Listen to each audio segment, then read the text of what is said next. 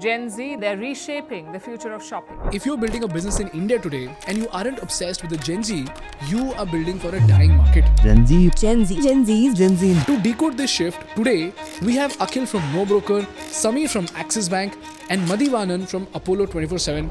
When it comes to personal loans, 50% of loans are given to Gen Zs. 50%? Yeah. They want consumption. So they don't shy away from paying.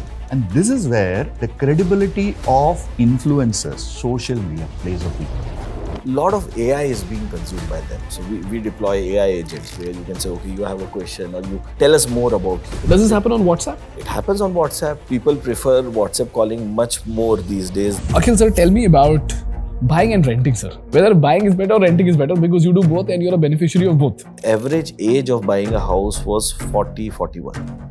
Now it has come down to 31. And there are multiple reasons for that. One is, What are the three biggest white spaces in the health and wellness space? Here, skin is huge. You know, which is a discipline which is in most demand? Which one, sir? Nerve mats. Market is booming like mad. Imagine if I have 100 cohorts of 100,000 each. One guy buying Muscle Blaze, the other guy buying Monjaro, which has become the #1 brand in 4 months. In 4 months.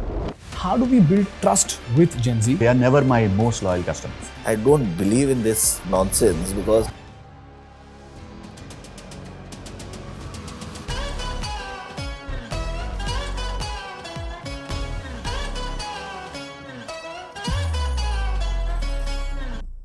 Good morning, gentlemen.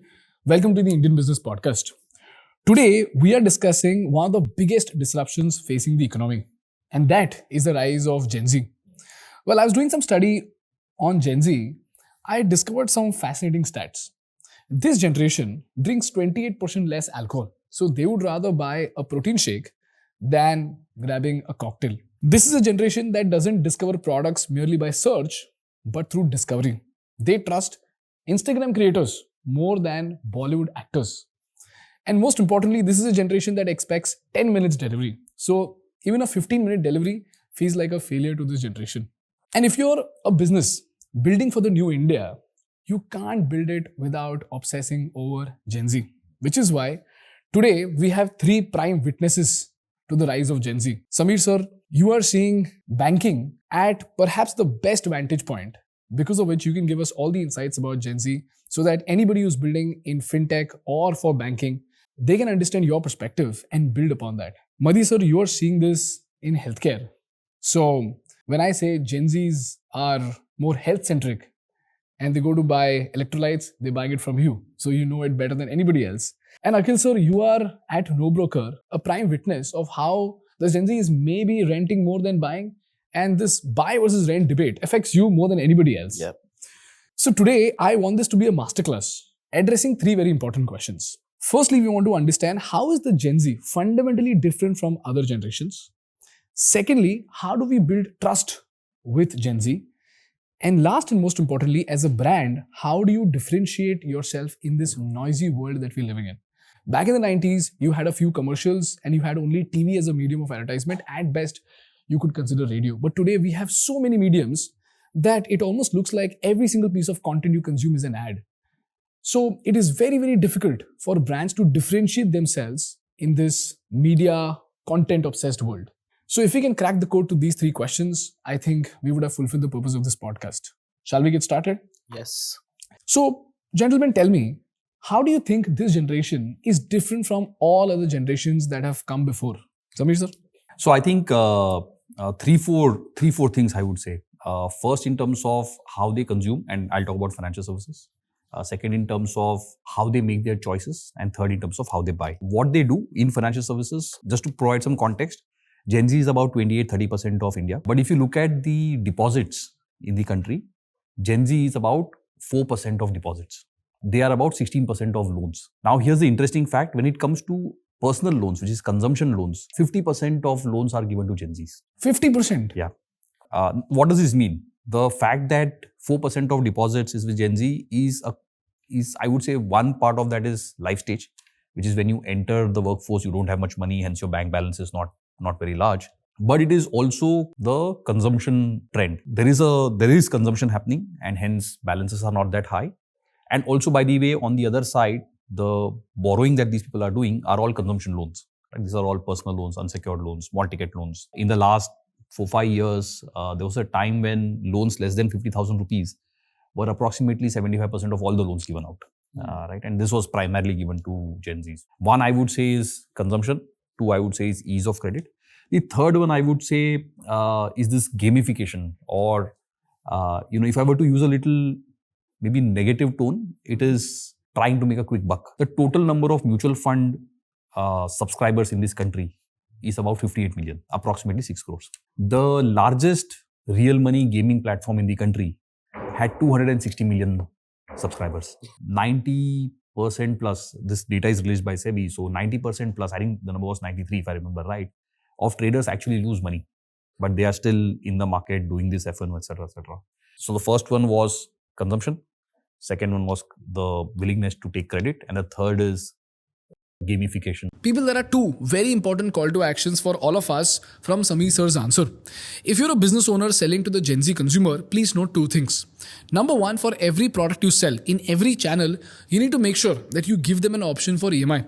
So if you're selling a course, partner with Bajaj Finance type companies so that you can break a 30,000 rupee course into 5,000 rupees a month, or a 20,000 rupee sneaker into 4,000 rupees a month EMI, because this generation wants to consume, but it doesn't have enough purchase power yet. And secondly, to understand how to build insanely well gamified products, check out this book called Hooked by Neeriyal. It has a blueprint on how to turn a product into a habit forming product. And now back to the pod. Madhi sir, how do you see this behavior translate for healthcare? Healthcare is associated with more of the older age group, later life stages. But at the same time, it doesn't mean that the Gen Z is not involved. What they are more interested in, if you have to go back to our lives, hitting a gym, doing more excursions. So wellness as a term started getting incorporated into the healthcare industry. Healthcare never understood wellness. Wellness was supposed to be the gyms and stuff like that. And what it meant from a product perspective was RX, or prescription medicines, which used to be a big chunk, actually got into what I call the OTC and VMS, which is vitamins, mineral supplements. So can you please help me understand all these categories first so that I can write it down? So the product perspective is wellness products, which is in a way quasi FMCG. We call it health essentials. So when you take an Electral C, it's all on the wellness side. Either you're building up your body, you're building up your muscle strength, or you're trying to rehydrate yourself. Then comes the OTC products, which is your classical OTC, Vicks, Iodex, Volines, where you don't need to go to a doctor. So that's the second part of the product. Third is what is called as RX. RX is anything where you need a prescription. So the prescription products have to be given by a practitioner. And even within that, there are various kinds of drugs. There are various categories. The ones which you can buy online and the ones which you cannot buy online, like anything which has got OPMs. So these are the categories. Now, typically a youngster, which in this case the Gen Z, will be in this side of the spectrum. Frequency is typically a month. Could be as high as 4K, 5K. So that's the world that they're in. And these two is what the Gen Z speak. But like I said, not very brand conscious. They're also not very deal conscious, but they like things in small bites. I can't build a long term. They are never my most loyal customers. But once they come in, the ability to constantly keep them excited is much higher. So my AI engine work towards it. The nudges that will come will work towards it. Let's take the example of diagnostics. These guys will not do it in one shot. Typically, we'll just spend half a day, take it, have the consults. It's a planned event. For them, it's not a planned event. So the behavior is, the way they analyze their needs, precipitate their needs is very different. And that's one of the reasons why healthcare, I would say, is around 15 years behind vis-a-vis, say, banking or payments. Because what happens at a much higher frequency happens at a lower frequency. It's still, we used to have this term around 5 years back, research online, buy offline. Here, these guys discover online, end up usually buying online, but it's not a very consistent behavior. It keeps moving around. A minimalist. It started off as a very pure digital brand, but built it up. And then one of the big guys took over. Here, skin is huge. Dermatology, whether it is your acne, whether it is your dandruff, whether it is winter story, you can talk about XYZ brands which are huge. And therefore, medicated oils or even plain oils. Shampoo. There is a subtle shampoo which is very glamour driven. There is a shampoo which will be. And this is where the credibility of influencers, social media plays a big role. It could be a much smaller segment or a cohort of customers, but for them, that person is irrelevant. And unfortunately, doctors have not yet fitted into it. Which is a discipline which is in most demand? Which one, sir? Dermat. Robotics. No, dermat. Dermat. Oh. Dermats. Oh. Earlier, it used to be a cardiac surgeon, a neurosurgeon. Now it's dermites. You did aeronautics. It's dermats. Top 1,000 ranks, the big chunks, because it's great work-life balance. I can sit in India and take care of the US and Canadian citizens, and this market is booming like mad. Sexual wellness, another category. Mental illness is one, but you're still grappling how to find a solution for it. So like this, there are categories which are evolving. Minerals and supplements, pure bodybuilding. On one side, you have products which are obesity, weight loss.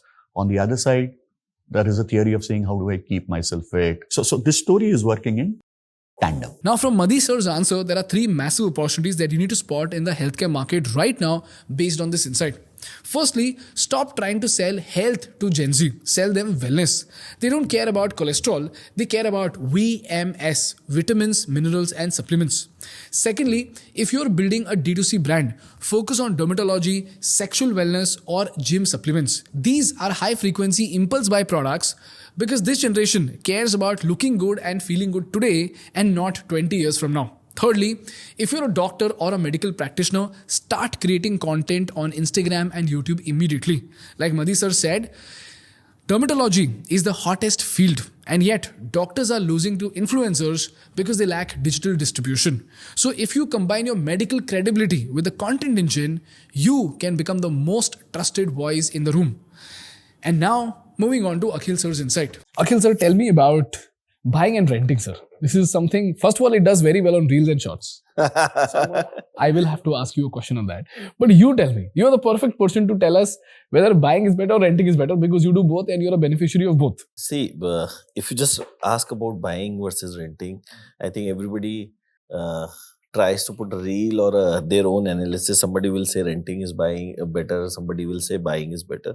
But I think it depends on where exactly you are in the stage of your life. Early, when you have just moved out of college, you are taking your first house. Obviously, you cannot buy it. Your consumption loans are smaller micro loans, correct? You can take a 10,000, 20,000 rupees loan. But to buy a house, you need a big chunk. And then as a regulation, anywhere between 20 to 10% is something what you need as a down payment. As you graduate in your life, getting married, getting settled, you know, you have done with your studies, you want to be in this particular city, in this particular field, it is much more senseful to buy a house. In 2015, 14-15, average age of buying a house was 40-41.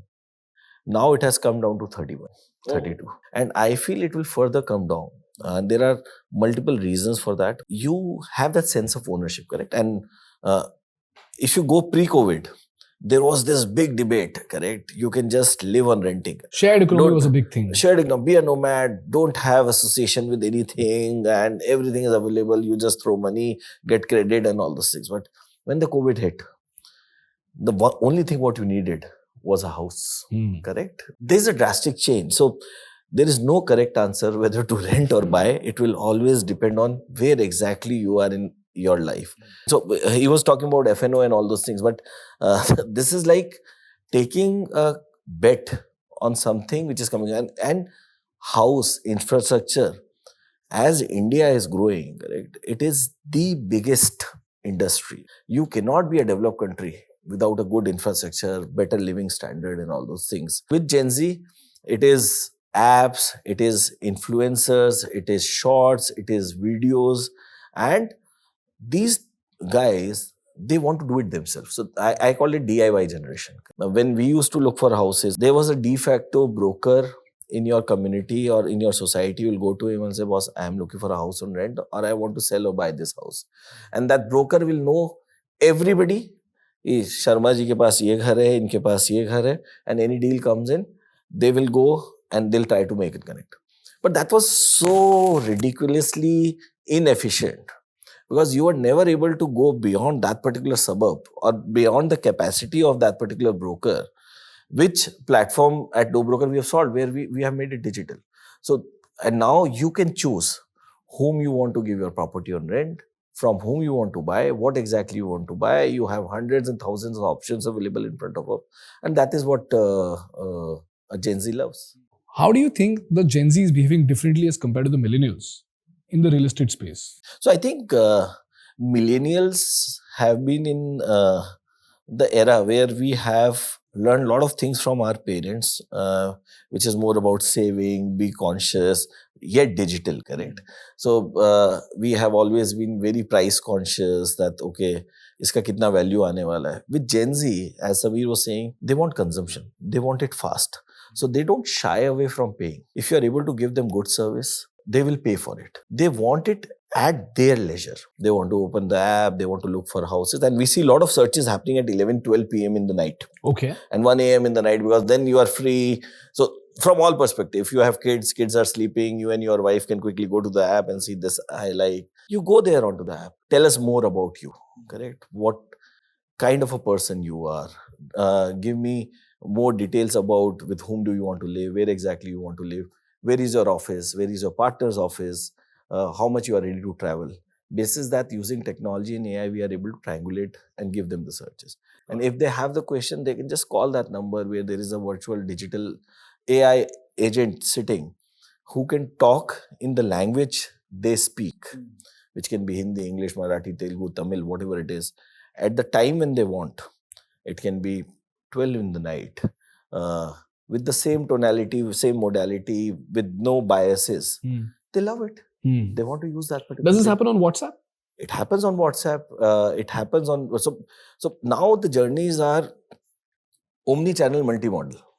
Omni-channel? Omni-channel, multi-model, multilingual actually. Okay. So conversation can start on a website with a search, on a website chat. It moves when there is a trust. They give you their number, they verify it, they move it to WhatsApp, where they are getting the details of the property. They are asking you the questions. There are agents which are deployed there. And if they have a question, either you call them and they call you. And they call you on PSTN or they call you on WhatsApp. By the way, people prefer WhatsApp calling much more these days than PSTN, because of all the reasons that every single call which you put on PSTN is a spam, because that's what operators are doing these days, because they have to make money by marking everything as spam. So they want to do it on WhatsApp. They want to call on WhatsApp. They want to talk on WhatsApp. Sir, how is a business supposed to use WhatsApp to get closer to the customer? Because what I've seen lately is that WhatsApp has become an operating system. Yesterday, we were discussing about the study that was done in Africa, where WhatsApp has become the operating system because they don't have a lot of data to consume. They have very less storage space. They don't trust a lot of websites. In WhatsApp, you don't have to enter passwords or you don't have to log in. It's just absolutely seamless. And what I've observed is that, especially with Make My Trip also, earlier I used to check text messages. Now, if it is on WhatsApp, it's safe. And everything I do, I search on WhatsApp only. My question is, as we are witnessing the age of AI, how do you think a business can use WhatsApp to get closer to the customer A? And how can they optimize their sales funnel to take the customer from maybe discovery or maybe consideration all the way to sales? How is NoBroker doing it? So I'll give you an example, and that's a very, very fascinating thing what we have done, and we are very proud of. When we started in 15, correct?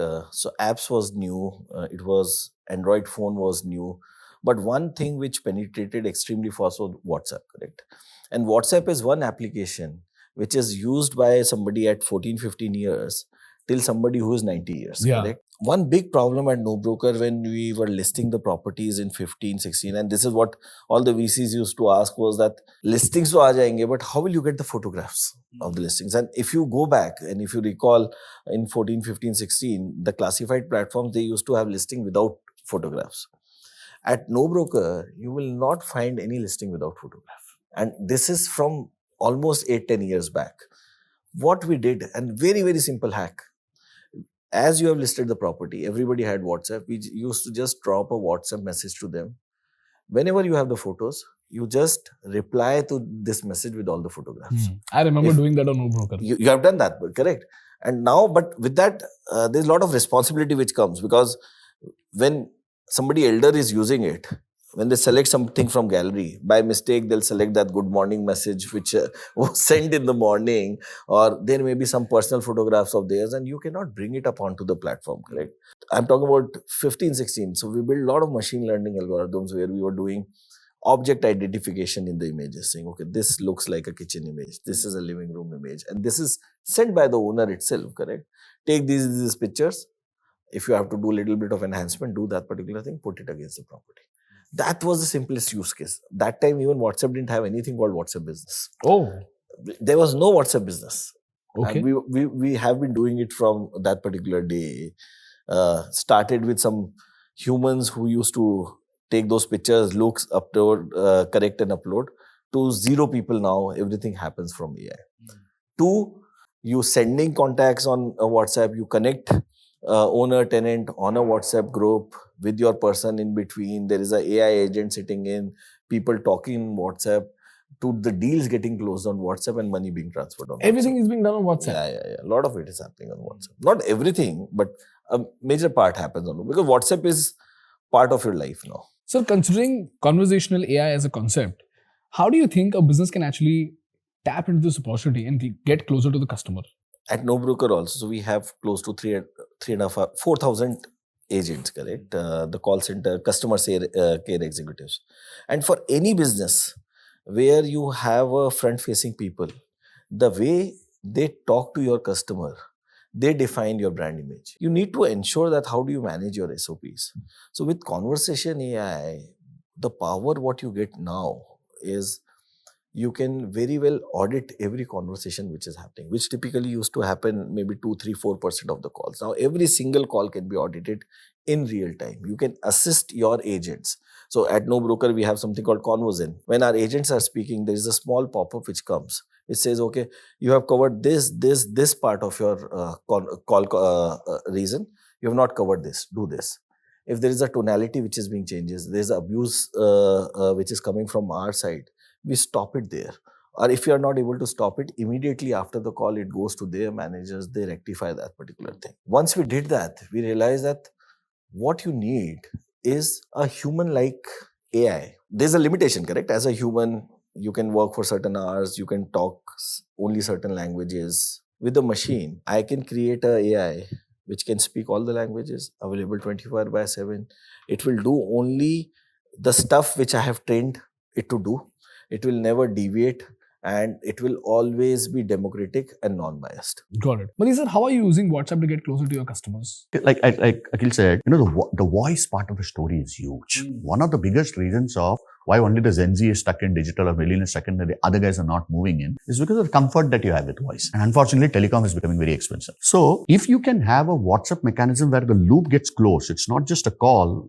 And if you can use the AI engine, imagine an AI engine sitting within WhatsApp and is taking care of it. I don't need to download an app. An app or a website gives you 100 things. You want only 5 out of it. If I can create a customized version, कि आपका prescription है, आपका report है, आपके दवा हैं जो खरीद रहे हो. How do I make it free? For me, frequency is important. I want consistency. So if you can build those kind of a story. Second, the doctor's thing which I spoke about video. Today I run a standalone technology which I'll have to maintain it. Bring the doctors in, bring the pharmacist in, bring the customer in, bring any kind of a reference that you want.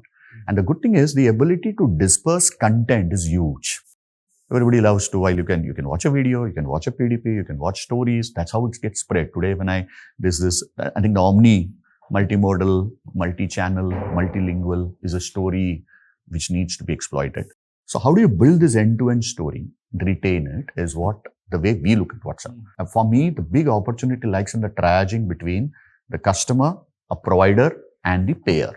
Customer, provider, and the payer. The payer is an insurance company, a payment engine, a credit card, or whatever. So that think of it how you finance it. Customer is a guy who's getting the services.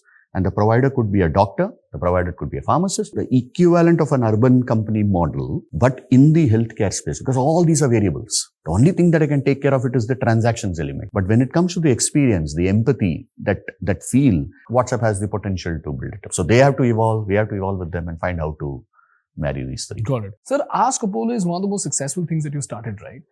And largely that is on WhatsApp. So how has Ask Apollo transformed customer experience? And how has it benefited you as a business? So first, let me tell you what is Ask Apollo. Ask Apollo was born out of the 42 years of data of the Apollo clinical data combined with transactional data. So think again of the layers. There is medical data when you get admitted to the Apollo hospital, all at a metadata form. We don't get into. That has created the equivalent of a OpenAI for us. On top of it, transaction data. Dawa kya kharida? Dosage badla ki nahi? Did it change? Kiske liye kharida? Top of it, you get the diagnostic data. I have got my annual health report. I got my HB1AC report. So what is happening is, there is a treasure trove of unique data, both at a generic level and at an individual level, getting created in the digital world, which is the data lake story that we spoke about.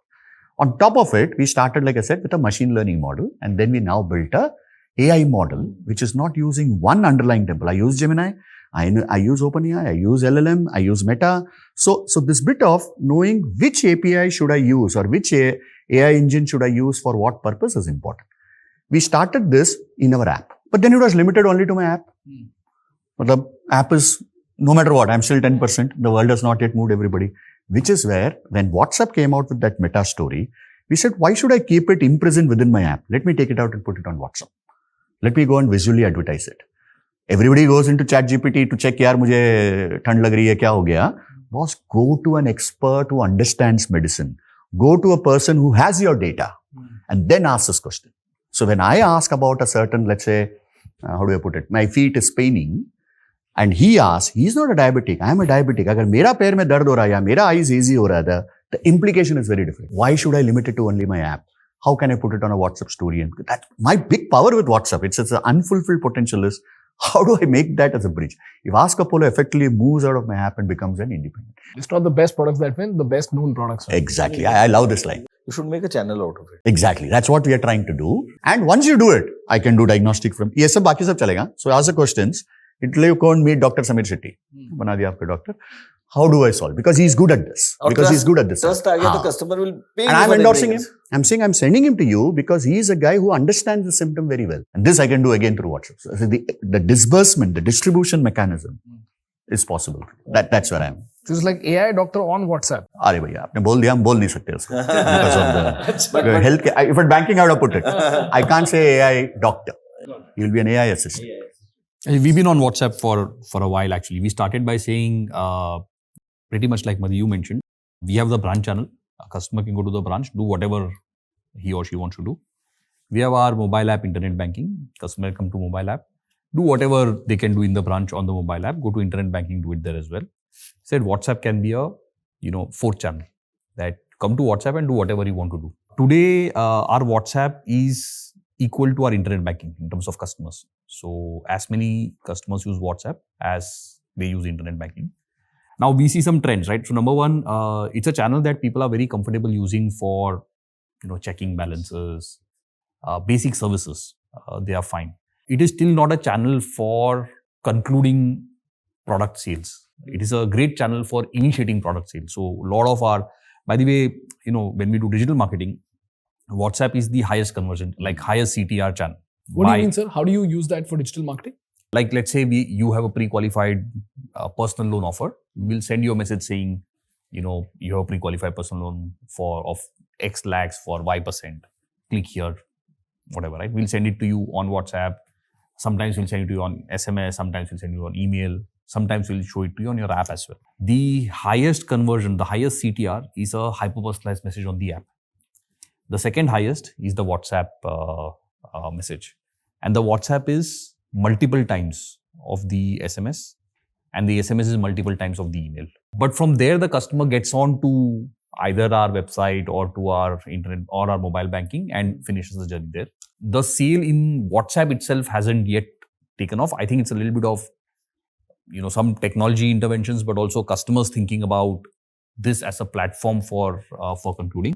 But on the other side, it has worked quite well. Like queries, we've put our AI engine behind our WhatsApp. Customers can ask queries, and queries can be as simple as where is the closest branch to me. Financial services journeys are very complicated. It takes typically 15-20 minutes for you to finish a product purchase. Now, what we find is that very few people finish the entire thing in the first go. Typically, they'll then get bored, drop off, or they'll think that they want to check something else, they'll drop off. They'll come back the next day, they'll drop off again, come back the next day, etc. So what we do is that the moment you drop off a journey, you get a message on WhatsApp saying that, look, you initiated this, here is our proposition, here's our offer, click here to restart, right? 6 hours after you've dropped off, you will get one more WhatsApp, and the next day you will get one more. And the conversion through this is, again, it is spectacular. It's a great channel. So we'll also do it via SMS, also do via email, but WhatsApp does scores materially higher. The fundamental thing here this is customer behavior, right? I think today very few people read SMSs and emails. Correct. Uh, It's only for OTP.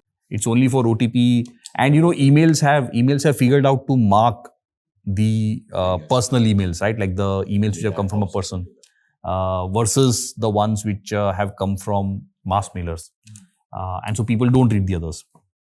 WhatsApp is still a channel that people look at and read, and that's a big benefit from a consumer mindset perspective. And also, if a lot of people mark your message as spam, you can then no longer reach to the customer on WhatsApp, right? Yeah, which is I think the right thing. Yeah. So as an example, we have throttling. So we ourselves have a rule which says that customer X can get only X messages a week from us. What is the number of messages that you send, sir? Like maximum limit? One a week. One a week. Yeah. That's a healthy number you've seen. Yeah. Otherwise, WhatsApp will throttle us, and people kind of start marking spam and so on and so forth. And I think it is necessary to do that. Yeah. Because otherwise, what stops WhatsApp from becoming another SMS? That's exactly what I was talking about. So it is important for that channel to be clutter-free, and I'm sure kind of they are thinking about this as well. Now, the point to be noted over here is that if you're a founder, you need to wake up to the WhatsApp reality. Here are 2 actionable steps based on this conversation. Firstly, stop trying to force users into your website and your app. Treat WhatsApp as your primary operating system. Like Akhil sir just explained, that NoBroker hacked WhatsApp growth even before WhatsApp business was a thing. Secondly, supercharge your sales team with conversational AI. You cannot physically audit every sales call that your team makes, but AI can. Use tools that can listen to these calls in real time and give your agents nudges. This turns an average support agent into a super agent who speaks every language and never has a bad day. So do look into conversational AI because it is the next big thing. So now I want to talk to you about white spaces. Again, all 3 of you guys are at the perfect vantage point to have a look at all the white spaces. We were discussing about a few startups which look very, very fancy on paper, but nobody knows when they will become profitable in the first place, right? Samir sir, tell me something. As a person who runs such a large bank, you're the 3rd largest bank in the country. So I would assume that you know everything about fintech that a new age entrepreneur possibly knows. And you know all the white spaces. So give me some secret white spaces that entrepreneurs can now jump into. We have to first realize that financial services is, I think, the 2nd oldest profession in the world. So whatever had to be invented has been invented. A deposit account is a deposit account is a deposit account. A loan is a loan is a loan. So the product itself, I'll be very surprised if somebody can come up with a new financial services product. It will address the same thing in a different kind of manner, right? As in, products and services in the financial services space will not change. They'll remain the same. The mediums might change. Yes. The names might change. How you deliver it will definitely change. It can be much easier, much smoother, much faster. All of those are real possibilities. Sounds good, sir. Madhi sir, what do you think about this? What are the 3 biggest white spaces in the health and wellness space that brands are not tapping enough of? Let me try and frame it in 3 different ways. One, like Samir was saying, what does the macro economy have in place for us, and what are the options that it is going to open up in the healthcare space? First, white space, which could be one of the mega macro trends, is while you are a baby boomer and a younger Gen Z and the Gen Millennials, which are coming in, who are very digitally savvy, by 2030, we will have 230 to 250 million senior citizens, typically above the age of 60, for whom healthcare is the center of their life. So how do you manage this space in a very unique way is a mega opportunity. India is a diabetic capital. Diabetes means I'll have food diseases. Cardiovascular still rules the roost, but the good thing is, पहला operation के बाद you become insurable. Because आपकी stent लगा दिया, आपकी machine अच्छी चल रही है, 15 साल तो कहीं नहीं गए, contribute करते रहो, अच्छे रहोगे. So, the insurance companies have started looking at it differently with the scale and technology. So, but this bit is hyper-personalization. If I were to combine the first one, which I told you with the data, the PHR, Ask Apollo, creating what is called as a longitudinal record of your life, like a bureau. And this is all digital. We are not going around with a folder जिसमें हम 15 file है, जिसमें papers है. You're building a digital record of it, and you can take insights out of it. Earlier, digital was, भैया उसमें भी doctor ढूंढेगा. I can make a comprehensive summary ki Madhi, you're 56, these are the various chronic things you have, this is how your life has shaped, And by the way, this is what your PHR, you want to transfer it to your doctor doesn't need to take it into a bundle in a WhatsApp and send it to him and build a trend around it.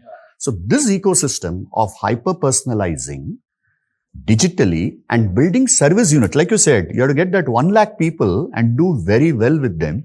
Imagine if I have 100 cohorts of 100,000 each. One guy buying muscle blaze, the other guy buying Monjaro. By एक पतला हो रहा है और एक मजबूत हो रहा है. That's the kind of thing that healthcare needs to do. And I have been in both these industries. Boss, healthcare is way behind. And the APIs are much better. Your services are much better. So if this ecosystem can play out, and what is it that's pulling us all down here? Cost of acquisition. How do you get this new customer? Imagine in this collaborative world, if there are people who are willing to bridge this, I wouldn't call it arbitrage, but actually bring things together.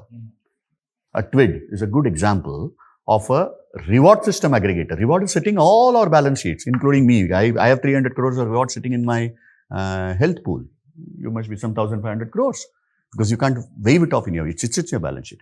If that becomes alternate currency, you find out, do you want to go and get your next health check through that? Do you want to take your next vacation through that? Is Indigo willing to fund that and use it as a pool of money? So like this, you have to find that health ecosystem. That's my third mega trend in my mind. You start off with a thin file, which is, I started saving money on this account. Then you gave him a credit card. He started spending. So the file, the analogy I'll leave, the file keeps becoming thicker and thicker in the financial world. The thicker the file, better are your credit profile, better are your investment. पैसे बन गया तो कोई ना कोई customer बन ही जाता. Same, imagine the same thing is in health. As a youngster, what did I have? As my file, health file becomes thicker and thicker, I am able to give you very unique customized medicine. I just need those 100,000 people who are specific. You heard about this obesity drug called Monjaro, which has become the #1 brand in 4 months. In 4 months? 4 months. Augmentin used to be the biggest pharma brand. Now it's Monjaro. And there are 3-4 are waiting. The Ozempic will come in. Wegovy is already there. Now, who are these customers? Coming back to the question of luxury car, I'll take Ozempic either for vanity, क्योंकि मुझे 6 महीने में शादी attend करनी है, पतला होना है, or I may take it because I'm a diabetic, and Ozempic and these products actually came because they were cure for diabetics. So unlike banking, where I can say 12% by le lo loan, here you have to be much more specific. The implications are higher, and it will never happen without a doctor blessing it. So how do my doctors play that role is equally important. So these are 3-4 mega spaces within which there are hundreds and thousands of opportunities for people to build there. Got it. Guys, the last question that I have for you is, how do you build trust in this noisy world that we're living in? Because everybody's trying to sell something or the other. Everybody's doing content these days. Everybody's doing performance marketing these days, and everybody has large claims. And I understood the value of trust when I went to buy an insurance policy. And that's when I realized that I buy insurance via Ditto. Ditto is an insurance aggregator. And the reason why I love them is because they stand for trust. You call them and you tell them that I want XYZ insurance policy.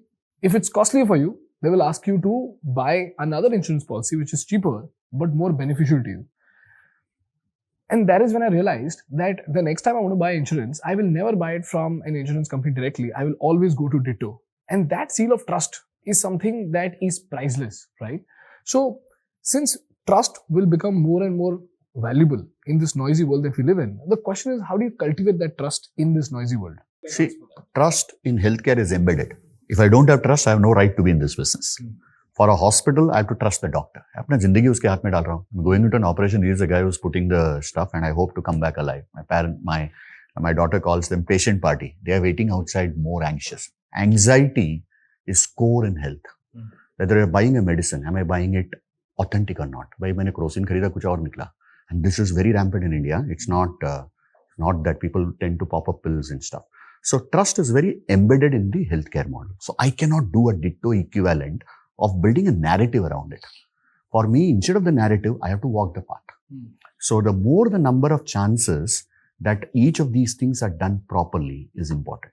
So how do I know that when I go to an Apollo hospital, I'm not being oversold? Which is the second part of the story. Let's come for it. So this is the first one. So first is, I want to get cured. The second is what you're seeing, the billing part of it, the transparency part of it. What is it? And there is this big social media stuff going around that PAs have invested into hospital and therefore everybody is under pressure. Actually, you go, and again, I asked my daughter, saying, why is it that doctors prefer to ask more and more? There was a time when we were younger, where the GP would mota take care of 80% of your problems. No digital data, nothing. There was this intuition with which you would build. As the medical profession is sort of getting more mature, the layering is happening. A GP takes care of acute. There are specialists who are, and the specialization is so specific that, a gastro person will say that there is a complication because of this, but however, I'm not the best guy to say, go to the... So what people are doing is they're playing it safe by asking for tests. See, again, this is a gray world. You will never know what is black and what is white. But in a big chunk, it's always that bit key, if it is good for you, and that's where the trust comes in of, is this doctor trustworthy? Is this hospital trustworthy? What is the kind of repeat business that's coming? So I can do a metric saying out 99.99% of the operations for cardiac was successful because these guys are experts in stent, and here is this star doctor group which is doing it. Similarly, in healthcare, I can give this hyper EQ and say, I am giving a certificate of authenticity. Please be assured that I take care of all the chains, and that's for an Apollo. You will never get anything wrong because I source it, I distribute it. I am actually having a hospital who is recommending the same thing, and we have the same pipeline which goes through. Similarly, for diagnostics, I might use different reagents in different level, but it depends on the accuracy. A doctor might say, "Bhai, iske मामले में ना मेरे को 19-20 का भी गलती नहीं चाहिए. I want that accurate." You tend to take more. So the trust is in the hospital care industry. It is by practice. The billing part of it, I think there is a story. It's not that, but the openness, and that's where digital come in. I had a gallbladder surgery. The day I walked into the hospital, they asked me to download one Chota web app in which it say, "Aapne 50,000 rupees advance diya." It becomes a bit. And every time what they were detecting, they're showing me. Abhi aapka ye bandage aaya. Abhi aapko ye catheter laga. So when you see that, you feel, haan bhai, catheter might be more expensive. They might not give you discounts. Haan bhaiya, tum zindagi bacha rahe ho, discount mangoge kya? So that kind of a story plays out. So the more transparency that you're able to build, I can do it in WhatsApp. Bhai, aapke paas update aata rahega. Group bana lijiye. The hospital, you and the doctor. Continuously it's working at how do you build solutions like this. So trust gets built by walking the talk. The last trust story will play out when insurance covers it. Insurance आता है ना, एक third party आ जाता है who is trying to keep the cost under pressure क्योंकि bill उसको देना है. So that's where the balance comes in. So this is how healthcare trust will build in. These ecosystems have to play. That will build even big because the trust is not limited to the hospital. It is limited to the external ecosystem of people who are attached to you as a service. For banking, I would say 2 levels. First is, banking is all about trust. Actually, if you're putting money with someone, you need to really trust. That trust comes from the regulatory kind of oversight, blessing, etc. Government. RBI. Not government, RBI. Private banks are not government, yeah. Central bank, right? The central bank has put all kinds of checks and balances to ensure that your money will be safe. A lot of trust comes from just the regulatory oversight. But there is a second level, which is one trust is my money safe or not? The second trust is, I went to a restaurant with 4 of my friends and now I'm presenting my card. Does my card work or not? Consistency in function. Yeah, in every interaction, right? And there actually banking has a massive challenge, which is that, you can never delight a customer. If the payment goes through, the payment went through, what's the big deal? Correct. Right? But agar UPI एक दिन आधे घंटे के लिए down हो गया, so, then the world will come crashing down. So you only have downside, right? There is no upside. And so ensuring that your tech works, your ops works, there are no cyber security events and so on and so forth is where a lot of the banking trust comes from. So keep things working all the time. That's where you say lending. Why do you think fintech lending NBFCs are there? Because for them, they are not putting the money there. They're taking the money. They're pricing. What you ask for us, kitna charge kar rahe hain? Are they trying to put out in hidden charges? Are they charging for every statement? So that fear, again, the transparency comes. That's where I think the app, the web has played a mega role in shaping that stuff. What do you think, sir? In your industry, how does it play out? I think in any industry, trust cannot be overnight, correct? You will have to serve the customer. You will have to earn their trust. And as I was saying, like in NoBroker when we started, and real estate is a very high value game, correct? For somebody to trust you with 10,000, 50,000, 1 lakh or 1 crore rupee of property, what they are buying, you really need to be doing something good for them, correct? And that's how, if you see NoBroker journey, we started with rent, which is a low value transaction. And what we saw, somebody who has done 2 transactions or 3 rental transactions with us successfully, they came back to us and said, I want to buy a house. Can you help me with that particular thing? And when I was able to gain the trust of the customer by saving money for them because they didn't have to pay brokerage, they looked up to me asking, rent agreement karwa do, packers and movers chahiye, cleaning wala bhi jante ho kya? If there is a very good broker, this is how it used to happen, correct? One guy used to take care of everything. So now with technology, I am that guy who at scale, who is giving you that trust that boss, I'll be able to do it. And at the same time, you need to keep innovating and you'll have to keep accepting where you make mistakes, correct? Because customers are extremely ruthless, correct? So we go out and we say, okay, we are learning also. And it takes time. It takes immense amount of time because with growth, things will break. So you'll grow, some things will break, you will reshape them, you'll bring it into a shape. Now things are working fine, then you'll again grow. So I think it's a journey which will keep on happening. You run, you stop, you take a breather, you again run. So trust can only be earned by serving your customers with full honesty, with whatever SOP you have created. Trust cannot be earned just by making revenue, correct? You just can't say, yeah, I'll take money from you and then I'm not liable for it. Revenue is a byproduct of trust. Yeah, and it's a good revenue, correct? And in this digital world, it may have happened in the past, like all the Ponzi schemes and all those things used to happen, correct? Where you could have made money, run away, and you live happily ever after. But now you cannot, correct? The biggest, if you go to Twitter, you go to Instagram, any companies, LinkedIn, you will only find complaints. Do you ever see a customer coming up and saying, I had a fabulous experience with NoBroker? You have to reach out to the customer and say, sir, please, एक LinkedIn post डाल दो. एक post डाल दो, ये मेरा बंदा खड़ा है, आप video बना दो. And that's the nature because they want to reach out. And as he rightly said, somebody will go to Twitter and they'll tag everybody from your handle to PMO to government, and then they'll say that they are chore. Trust, you'll have to earn the trust. And you serve those customers and try to earn. Got it. Thank you so much, guys. This was very, very insightful. I hope your first podcast experience was great. But I think fantastic, and it was a masterclass for me also. I think hearing both of these guys and getting the perspective, I think I have got some ideas also, which I can tell people that you can start. All right. Before we say goodbye, here's a quick summary with all the call to actions from this episode.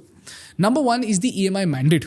Gen Z has high aspirations but low liquidity. So if you sell anything above 5,000 rupees, you must offer an EMI option. Break the price down to monthly bites and you will see that the consumption will spike. Number 2 is gamify or die. Like Samir sir said, there were 260 million real money gamers versus 58 million investors. So if your app is boring, they will leave. So read Hooked by Niriyal and build dopamine loops into your product. Number 3, sell wellness and not cure. If you are in D2C, stop selling medicine, sell vitamins, proteins, and sexual wellness. Gen Z wants to look good and feel good now and not 20 years later. Number 4 is the doctor creator call to action. If you're a medical professional, get on Instagram. Creators are winning because they have distribution and you can build distribution too. So you can combine your degree with content to become the authority in that particular domain. The next call to action is to target the 30-year-old home owner. The rent versus buy debate is settled. The average buying age has dropped to 32. So pivot your real estate marketing to digital first channels targeting young professionals. Number 6, WhatsApp is an operating system. So stop forcing people to download your app. Move your entire funnel from collecting documents like NoBroker to customer service on WhatsApp. Number 7 is the nudge strategy. Copy Axis Bank's retargeting hack. And if a customer drops off your website, send them a WhatsApp nudge within 6 hours. It has the highest conversion rate of any channel. Number 8 is radical transparency. Build trust by showing every detail. Just like Apollo shows every bandage on the bill, remove the black box from your pricing because clarity cures anxiety. Number 9 is the trust ladder. Don't sell the flagship product on day 1. Follow NoBroker's model and serve the Gen Z with a low ticket item first so that you can earn their trust and then you can upgrade them to a high ticket item. These are the most important takeaways from this episode. So please note them very, very carefully and take action. And I just hope you learned something valuable from this episode. If you did, please hit the like button, and to support our work, please subscribe to this channel. Thank you so much for watching. I will see you in the next one. Bye bye.